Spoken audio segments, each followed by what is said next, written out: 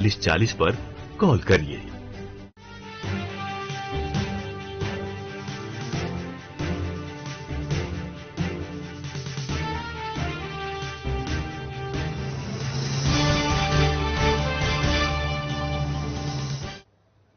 नमस्कार, स्वागत है आपका राजस्थान की खबरों में। अब मैं हूं आपके साथ सपना दीपक मद्देशिया। बुलेटिन का आगाज करेंगे। जयपुर में मिंट का 18वां दीक्षांत समारोह आयोजित किया गया, जिसमें राष्ट्रपति द्रौपदी मुर्मू, राज्यपाल हरिभाऊ बागड़े, सीएम भजनलाल शर्मा ने शिरकत की। इस दौरान राष्ट्रपति मुर्मू ने कहा कि तकनीकी शिक्षा के क्षेत्र में देश विश्व भर में अग्रणी बने। इसके लिए प्रौद्योगिकी संस्थानों को विश्वस्तरीय बनाने के लिए सभी मिलकर कार्य करें। उन्होंने राष्ट्रीय तकनीकी शिक्षण संस्थानों को शोध अनुसंधान के मौलिक दृष्टि रखते हुए कार्य करने, पर्यावरण अनुकूल तकनीक का अपनाने और विकसित भारत की संकल्पना के लिए प्रतिबद्ध होकर कार्य करने का आह्वान किया। वहीं राज्यपाल हरिभाऊ बागड़े ने कहा कि देश के प्रधानमंत्री नरेंद्र मोदी ने विकसित भारत 2047 की जो संकल्पना संजोई है, उसका मूल आधार ही यही है कि भारत सभी क्षेत्रों में तेजी से विकास की ओर आगे बढ़े। इसमें युवाओं की भूमिका की महत्वपूर्ण है। उन्होंने युवाओं से अर्जित तकनीकी ज्ञान का राष्ट्र के विकास में उपयोग करने पर जोर दिया। वहीं बागड़े ने मिंट में आर्टिफिशियल इंटेलिजेंस विभाग की स्थापना की सराहना की और कहा कि युवा टेक्नोक्रेट्स के लिए आने वाले समय में इससे महत्वपूर्ण कदम उठाए जा सकेंगे। वहीं मुख्यमंत्री भजनलाल शर्मा ने कहा कि युवा नए नए विचारों के साथ समाज और राष्ट्र उत्थान के लिए कार्य करें। उन्होंने कहा कि राज्य सरकार हर वर्ष 4 लाख सरकारी नौकरियां प्रदान करने के लिए प्रतिबद्ध है।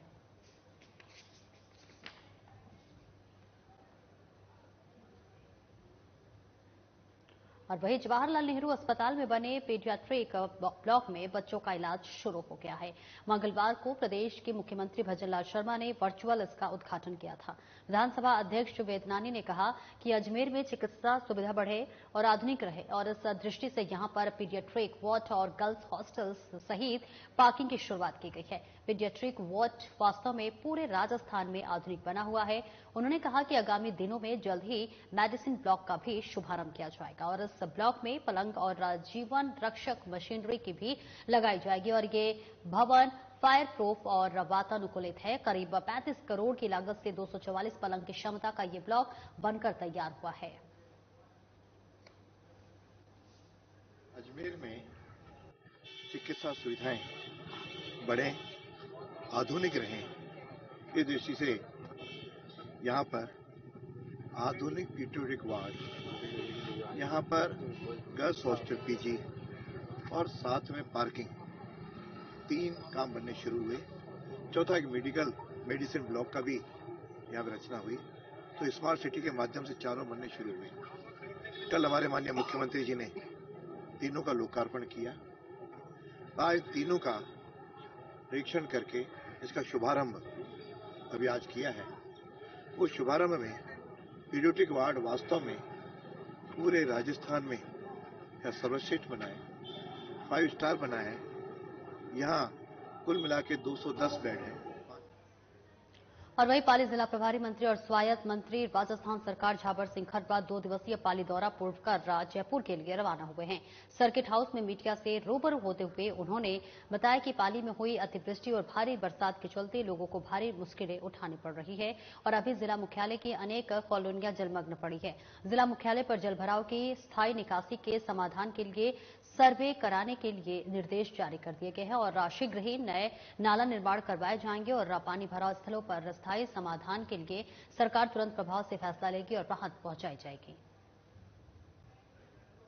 तो ये तस्वीरें आपको पाली से दिखा रहे हैं, जहां मीडिया से रूबरू हुए हैं झाबर सिंह खरबा। जलभराव की समस्याओं पर चर्चा की है, बातचीत की है, निरीक्षण किया और इसी के साथ साथ समस्याओं से निजात दिलाने का आश्वासन दिया है। बता दें, पाली जिला प्रभारी मंत्री और स्वायत्त मंत्री राजस्थान सरकार झाबर सिंह खर्रा 2 दिवसीय पाली दौरा कर जयपुर के लिए फिलहाल रवाना हो गए हैं और वही सर्किट हाउस में मीडिया से रूबरू होते हुए उन्होंने बताया है कि पाली में अतिवृष्टि हुई है और भारी बरसात के चलते लोगों को कई तरह की मुश्किलों का सामना करना पड़ रहा है और अभी जिला मुख्यालय की अनेक कॉलोनियां जलमग्न हो गई हैं। जिला मुख्यालय पर जलभराव की स्थायी निकासी के समाधान के लिए सर्वे करने के लिए निर्देश जारी कर दिए गए हैं और आपको बता दें कि शीघ्र ही नए नाला निर्माण करवाए जाएंगे। जिस प्रकार की भौगोलिक स्थिति में बसा हुआ है, उसमें कोड में खास ये रहा कि अनाधिकृत कॉलोनियां और अतिक्रमण लगातार होने से बरसात के पानी को निकलने के जो रास्ते थे कुछ पूर्णतः अवरुद्ध हो गए, कुछ आंशिक रूप से अवरुद्ध हो गए, जिसकी वजह से पानी में जल भराव की समस्या बन गई।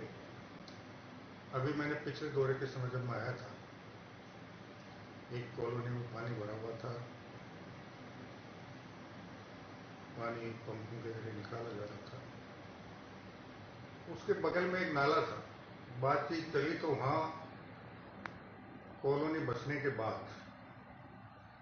जब नगर परिषद ने नाली बनाने का प्रयास किया तो कॉलोनी वालों ने नाली नहीं बनाने की, जबकि उस कॉलोनी की समस्या का समाधान मुश्किल से 250-300 मीटर का एक छोटा नाला बन के बगल में जो बड़ा नाला है उसमें अगर वो पानी डलता तो जल भराव नहीं होता। इस प्रकार की बहुत सी समस्याएं हैं। पहली बार तो हम जिस प्रकार का जल भराव था उस स्थिति से अस्थायी रूप से निपटने का प्रयास कर रहे हैं और उसके बाद हम इसके स्थायी समाधान की दिशा में आगे बढ़ने का प्रयास करेंगे। कल भी हमारी जिला कलेक्टर से और बाकी अधिकारियों से बात हुई। हम कोशिश करेंगे कि MNIT के माध्यम से पालिका पूरा सर्वे करवाकर जल निकासी और सीवरेज में जो गड़बड़ियां हैं उसका किस प्रकार समाधान हो सकता है, उसके लिए उनके माध्यम से एक विस्तृत सर्वे करवाकर DPR बना है। सर, शहर से निकलकर गांव की तरफ जाते हैं, बहुत सारी मूलभूत सुविधाएं गांव के लोगों को नहीं मिल रही है। आप यकीन नहीं करेंगे इस बात को लेकर कि आजादी के 75 साल बाद भी एक ऐसा गांव है मारवाड़ क्षेत्र का बभान जहां लाइट की व्यवस्था नहीं है।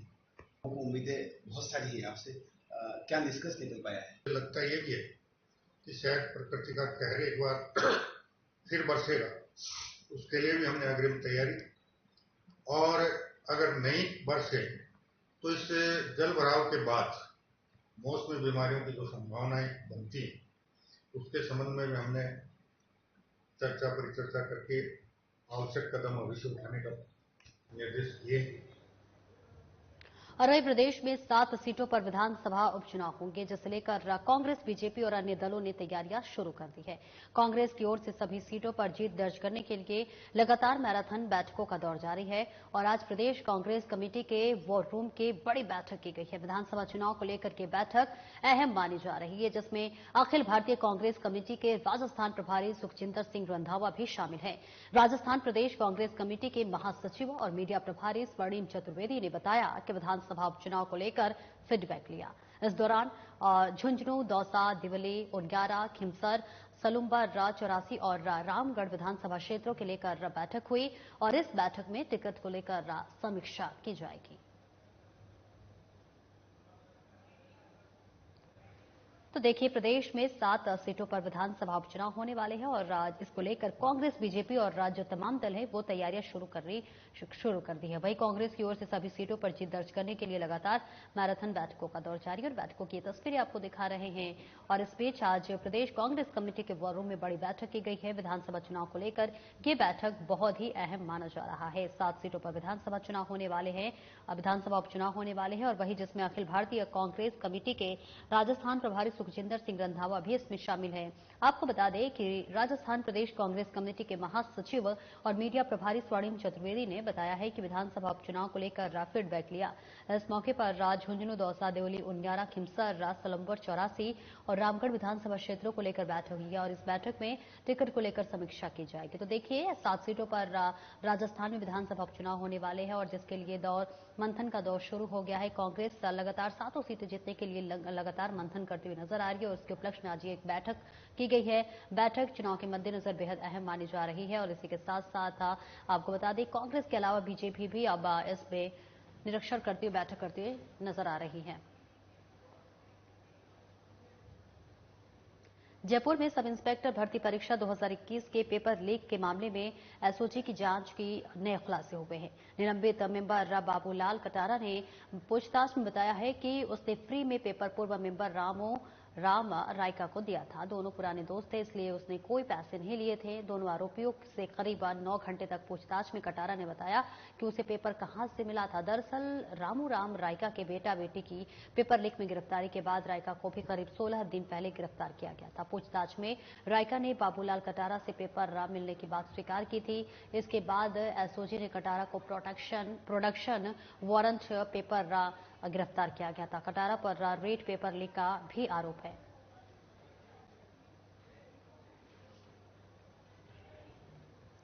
तो देखिए, आपको बता दें, जयपुर से तस्वीरें आपको दिखा रहे हैं, जहां कटारा बोला राम रायका को भी फ्री में दिया गया एसआई पेपर। देखिए, पेपर लीक का मामला जो है लगातार गरमाया हुआ है और आए दिन नए नए खुलासे होने शुरू हो गए हैं। एसओजी की जांच में इस बीच नया खुलासा हुआ है, जिसमें बाबूलाल कटारा से पूछताछ की जा रही है। 9 घंटे तक ये पूरा पूछताछ का मामला चला। दरअसल जयपुर में सब इंस्पेक्टर भर्ती परीक्षा 2021 के पेपर लीक के मामले में एसओजी की जांच में नए खुलासे हुए हैं।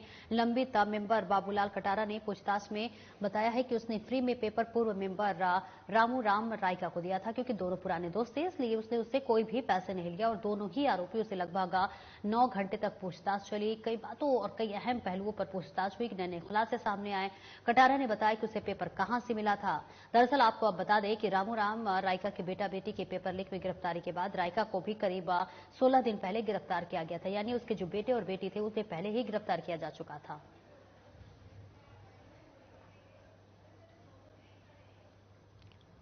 और वहीं प्रधानमंत्री नरेंद्र मोदी की 74वें जन्मदिन के मौके पर ख्वाजा मोइनुद्दीन हसन चिश्ती की दरगाह में मंगलवार रात में चावल, देसी घी और सूखे मेवे से निर्मित 4000 किलो लंगर तैयार किया गया, जिसे आज अलह सुबह जरूरतमंद और जायरीन के बीच वितरित किया गया। खादिम सैयद अफसाना चिश्ती ने बताया कि ख्वाजा गरीब नवाज की दरगाह पर स्थित बड़ी देग में इंडियन मॉनिटरिंग फाउंडेशन और चिश्ती फाउंडेशन के तत्वाधान में चावल, शुद्ध देसी घी और सूखे मेवे के जरिए शुद्ध शाकाहारी लंगर पकाया गया। रात 11 बजे से शुरू किए गए इस लंगर को पकाने में 3 से 4 घंटे लगे और उसके बाद बुधवार सुबह लंगर को खादिम परिवार, जायरीन और जरूरतमंदों को जो है वितरित किया गया। दरगाह में प्रधानमंत्री नरेंद्र मोदी के जन्मदिवस पर शांति और एकता और भलाई से जुड़े प्रयासों के लिए दुआ भी की गई। साथ ही सूफियाना कलाम और कुरान के पाठ भी अदा की गई। तो देखिए, कल यानी कि 17 सितंबर को देश के प्रधानमंत्री नरेंद्र मोदी का जन्मदिन था और इस बीच उनके जन्मदिन के मौके पर तमाम नेताओं ने उनके अलग अलग क्षेत्र में जन्मदिवस मनाया। और इसी के साथ साथ ये तस्वीरें आपको दिखा रहे हैं, जहां पर प्रधानमंत्री के 74वें जन्मदिवस के मौके पर ख्वाजा मोइनुद्दीन हसन चिश्ती के दरगाह में कल यानी कि मंगलवार रात में चावल, देसी घी और सूखे मेवे से निर्मित 4000 किलो लंगर तैयार किया गया है और इस बीच जिसे आज सुबह जरूरतमंदों और जायरीन के बीच बांटा गया है। खादिम सैयद अफसाना चिश्ती ने बताया है कि ख्वाजा गरीब नवाज की दरगाह पर स्थित बड़े देग में इंडियन मॉनिटरी फाउंडेशन और चिश्ती फाउंडेशन के तत्वाधान में चावल, शुद्ध देसी घी और सूखे मेवे के जरिए शुद्ध शाकाहारी लंगर पकाया गया।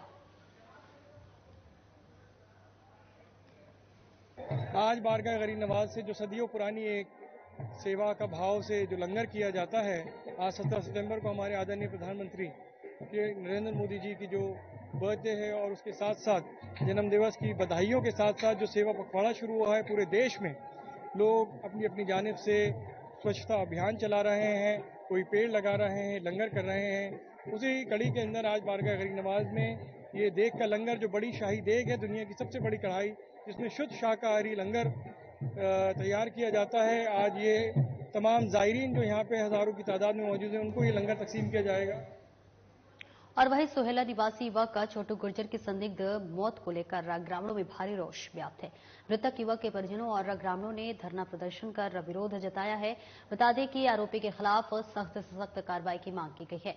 इसी के साथ मृतक के परिजनों और ग्रामीणों का 28 घंटे से कलेक्ट्रेट परिसर पर धरना जारी है और 7 मांगों को लेकर पुलिस प्रशासन और परिजनों के बीच गतिरोध बना हुआ है। वहीं ग्रामीणों ने थाना प्रभारी को निलंबित करने का 1 घंटे का समय दिया है। ग्रामीणों का कहना है कि अगर मांगे पूरी नहीं हुई तो वो राष्ट्रीय राजमार्ग की तरफ कूच करेंगे। देखिए तस्वीरें आपको दिखा रहे हैं टांक से, जहां पर छोटू गुर्जर की संदिग्ध मौत को लेकर लगातार विरोध प्रदर्शन किया जा रहा है। विरोध की तस्वीरें आपको दिखा रहे हैं, जहां पर तमाम लोग विरोध करते हुए नजर आ रहे हैं। भारी संख्या में यहां पर लोगों की मौजूदगी नजर आ रही है। ग्रामीणों में रोष व्याप्त है और वो यहां पर पहुंचकर धरना प्रदर्शन करते हुए नजर आ रहे हैं।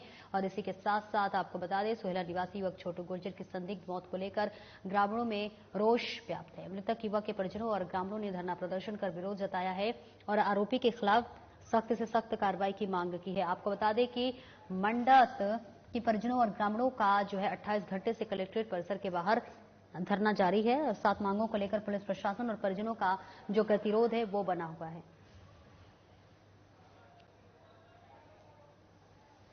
हमारे समाज के एक युवा थे छोटूलाल गुर्जर की, जिस प्रकार से यहाँ के पुलिस प्रशासन द्वारा और यहाँ के जो बड़े अपराधी है उन द्वारा मिलकर उसकी सुनियोजित तरीके से हत्या कर दी गई है।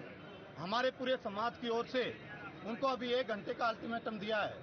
हत्या होने को करीब 40 घंटे बीत गए, हमने शव को अभी लिया नहीं, न जलाया है। हम पूरे समाज की ओर से चेतावनी देना चाहते हैं कि 1 घंटे के अंदर अगर बरूनी के थानाधिकारी ओम प्रकाश को सस्पेंड नहीं किया तो हम 1 घंटे के बाद में राष्ट्रीय राजमार्ग की ओर कूच करेंगे। और पुलिस प्रशासन को जब तक हमारी मांगे नहीं मान ली जाएगी, जब तक आंदोलन खत्म नहीं होगा। क्या क्या मांगे हैं इसके अलावा? हमारी जो ये मांगे है पूरी मांगे मान ली गई है। हमारी जो मुख्य मांग है कि बरूनी के थानाधिकारी ओम प्रकाश तुरंत प्रभाव से सस्पेंड।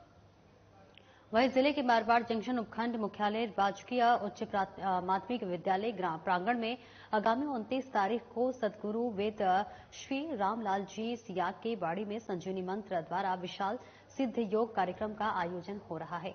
आपको बता दें, शक्तिपाल दीक्षा द्वारा कुंडलिनी जागरण को लेकर कार्यक्रम के विधिवत शुभारंभ हुआ। विशाल सिद्ध योग कार्यक्रम आयोजन को लेकर पूरे जिले भर में उत्साह का माहौल देखा जा रहा है और तैयारियां जोरों से चल रही है। इसी दौरान मारवाड़ जंक्शन विधायक केसाराम चौधरी, उपखंड अधिकारी गौरी शंकर शर्मा ने पूजा अर्चना कर सिद्धि योग कार्यक्रम की शुरुआत की है।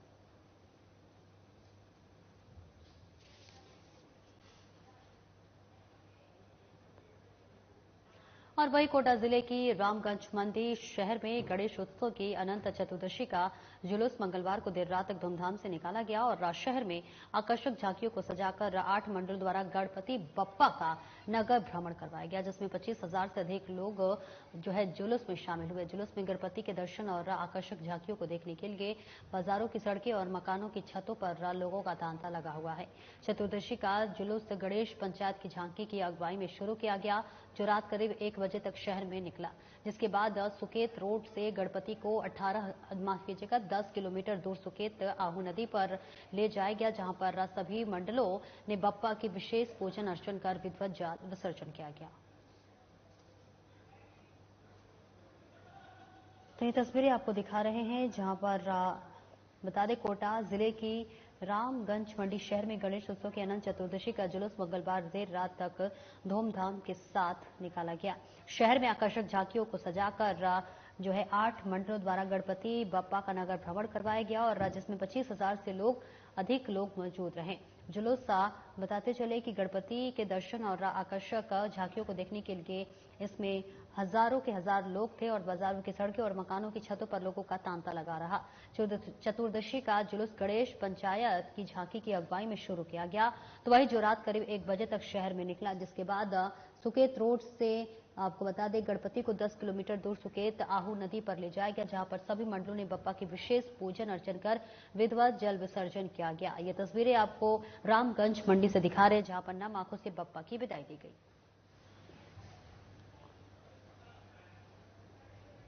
वहीं धर्मोत्थान सेवा समिति टोंक के तत्वाधान में 11 दिवसीय 29वें श्री गणेश महोत्सव के तहत मंगलवार को अनंत चतुर्दशी पर गणपति बप्पा मोरया जयघोष के साथ भव्य शोभा यात्रा निकाली गई। शहर के 23 मंदिरों में स्थापित विनायक प्रतिमाओं की विधिवत आरती और पूजा के बाद शाम को यज्ञ के बालाजी से 9 फीट ऊंची गणेश प्रतिमा की शोभा यात्रा रवाना हुई। शोभा यात्रा के आगे आगे बैंड धार्मिक भजनों की प्रस्तुत करता आगे आगे चल रहे थे। इस दौरान शोभा यात्रा के दर्शनों के लिए बाजार में जगह जगह काफी भीड़ देखी गई। शोभा यात्रा में समिति के सदस्यों द्वारा हस्त निर्मित गणेश प्रतिमा की भव्य झांकी आकर्षण का केंद्र रही। शोभा यात्रा में मोदक प्रसाद भी वितरण किए गए। शोभा यात्रा का मार्ग में धर्मावलंबियों ने जगह जगह पर स्वागत और किया। इसी के साथ गणेश जी की प्रतिमाओं की पूजा अर्चना की। शोभा यात्रा घंटाघर होते हुए चतुर्भुज तालाब पहुंची, जहां पर महाआरती के बाद गणपति बप्पा मोरया के जयघोष के साथ सभी गणेश प्रतिमाओं को विसर्जित किया गया। तो ये तस्वीरें आपको टोंक से दिखा रहे हैं, जहां अनंत चतुर्दशी पर निकाली गई शोभा यात्रा गणपति बप्पा को विदाई दी गई है, नम आंखों से विदाई दी गई है। और इसी के साथ साथ धर्म उत्थान सेवा समिति टोंक के तत्वाधान में 11 दिवसीय 29वें गणेश महोत्सव के तहत मंगलवार यानी कि कल अनंत चतुर्दशी पर गणपति बप्पा मोरया उद्घोष के साथ भव्य शोभा यात्रा निकाली गई। जहां पर आपको बता दें, शहर के 23 मंदिरों में स्थापित विनायक प्रतिमाओं की विधिवत आरती और पूजा के बाद शाम को यज्ञ के बालाजी से 9 फीट ऊंची गणेश प्रतिमा की शोभा यात्रा रवाना हुई। वही शोभा यात्रा में आगे आगे बैंड धार्मिक भजनों की प्रस्तुत करता आगे आगे चल रहे थे।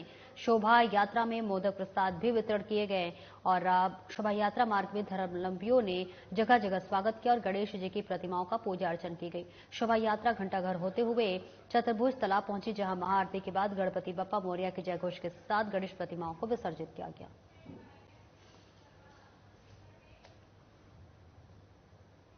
जिले के मारवाड़ जंक्शन के ऐतिहासिक हौवा गांव में जो है आपको बता दें कि मामा भांजा दरगाह पर चादर पेश कर अमन चैन की दुआ मांगी गई और हुसैनी एकता कमेटी और समस्त मुस्लिम समाज ने ढोल नगाड़ों के साथ उर्स के मौके पर चादर पेश की।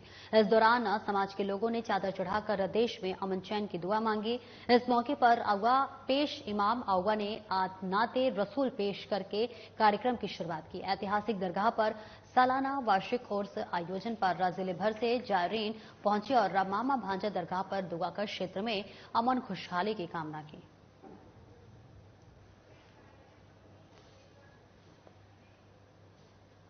खेल मंत्रालय भारत सरकार और जिला प्रशासन के निर्देशन में मंगलवार यानी कि कल से 2 अक्टूबर तक गांधी जयंती के उपलक्ष्य में स्वच्छ सर्वेक्षण 2024 के अंतर्गत स्वच्छता शपथ जागरूकता, सार्वजनिक स्थानों की सफाई, श्रमदान, पौधारोपण, सिंगल यूज प्लास्टिक के उपयोग नहीं करने आदि कई प्रकार की गतिविधियां की गई। और इस दौरान सुमेरपुर में नगर पालिका अधिकारियों, कर्मचारियों और जनप्रतिनिधियों ने श्रमदान और पौधारोपण के साथ रैली निकाली। वहीं सफाई कर्मियों के साथ नरेगा मजदूरों ने हाथों में झाड़ू लेकर सार्वजनिक स्थान पर श्रमदान कर रैली निकालकर स्वच्छता का संदेश दिया।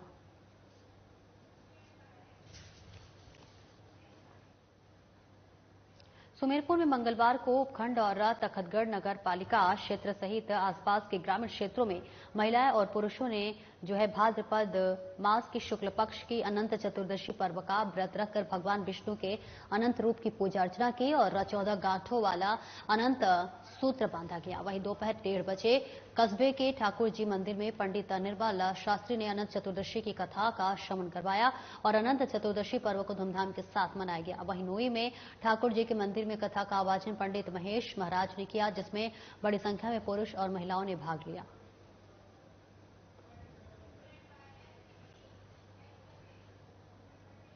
झालावाड़ में 68वें राज्य स्तरीय छात्र छात्रा बैडमिंटन टूर्नामेंट का शुभारंभ हो गया है।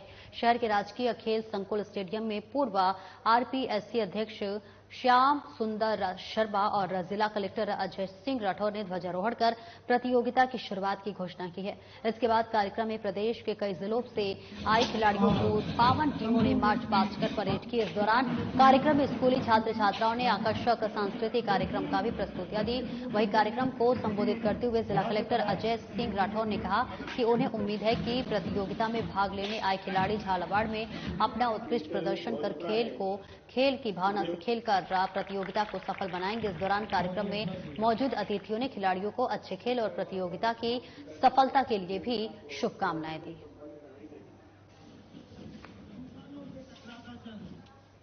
और फिलहाल इस बुलेटिन में इतना ही। दीजिए इजाजत, नमस्कार।